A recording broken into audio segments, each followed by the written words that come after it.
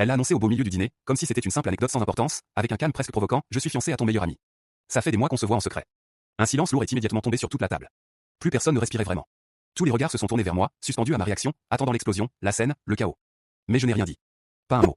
Sous la table, sans attirer l'attention, j'ai simplement déverrouillé mon téléphone. Mes doigts ont glissé avec précision sur l'écran. J'ai ouvert une photo, une seule. Puis je l'ai envoyée directement sur son téléphone via AirDrop.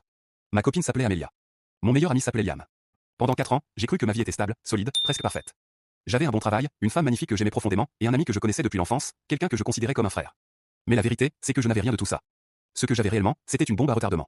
Et depuis 6 semaines, je m'étais appliqué, avec une patience presque chirurgicale, à la désamorcer pièce par pièce, pour qu'au moment où elle exploserait, je sois le seul à en sortir indemne. La première fissure dans les fondations est apparue environ 2 mois plus tôt. Amelia a commencé à changer. La femme que je connaissais, celle dont j'étais tombé amoureux, était simple, spontanée, heureuse avec une pizza et une soirée film à la maison. Elle riait facilement, ne cherchait pas à impressionner qui que ce soit. Mais cette nouvelle version d'elle-même était différente. Elle est devenue obsédée par le statut. Du jour au lendemain, il fallait qu'elle soit vue dans les bonnes galeries d'art, dans les restaurants les plus branchés, aux événements caritatifs les plus exclusifs. Elle ne voulait plus simplement vivre, elle voulait être remarquée.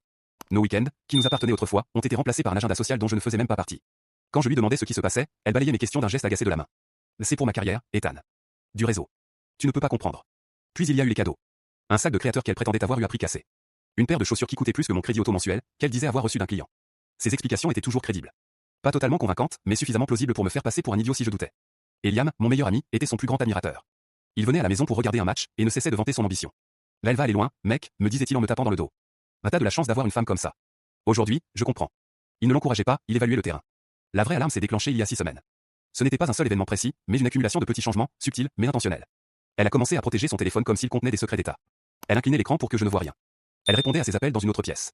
Puis, comme par hasard, son ordinateur portable a commencé à tomber en panne, juste avant un projet important au travail. Elle m'a demandé si elle pouvait utiliser l'ordinateur du bureau à la maison pendant quelques semaines. En tant que développeur, je maîtrise parfaitement les systèmes informatiques. Je lui ai dit que je lui créerais un profil utilisateur neuf, pour qu'elle n'ait pas à se soucier de mes fichiers. C'était exactement l'ouverture dont j'avais besoin. Avant de créer son profil, j'ai installé un keylogger discret, ainsi qu'un logiciel d'accès à distance. Oui, c'était une violation de confiance. Massive. Mais au fond de moi, je savais déjà que cette confiance n'existait plus. Je ne faisais que chercher une confirmation. Et elle est arrivée très vite. Dès la première nuit où elle a utilisé l'ordinateur, j'ai tout vu, depuis mon propre laptop, dans la pièce d'à côté. Je l'ai vu se connecter à une adresse email secrète. J'ai lu les messages. Entre elle et Liam. Ce n'était pas juste de la séduction. Ils planifiaient une vie ensemble. Ils se moquaient de moi. De mon travail. De mon manque d'ambition, selon eux. Ils discutaient du moment idéal pour me l'annoncer, d'une manière qui me laisserait tellement choqué que je ne pourrais même pas réagir. Puis j'ai vu autre chose. D'autres messages. Adressés à un certain Julian Croft. Une recherche rapide m'a révélé qui il était. Un magnat de l'immobilier, dans la cinquantaine avancée. Marié. Extrêmement riche. Les messages qu'elle lui envoyait étaient différents. Calculés. Stratégiques. Un mélange précis de flatterie, de promesses, de séduction. Elle jouait un jeu bien plus vaste et bien plus dangereux que je ne l'avais imaginé. Liam n'était pas l'objectif final. Il n'était qu'une amélioration socialement acceptable, une étape intermédiaire, le temps qu'elle sécurise le véritable jackpot. La trahison m'a frappé comme un coup physique. Mon meilleur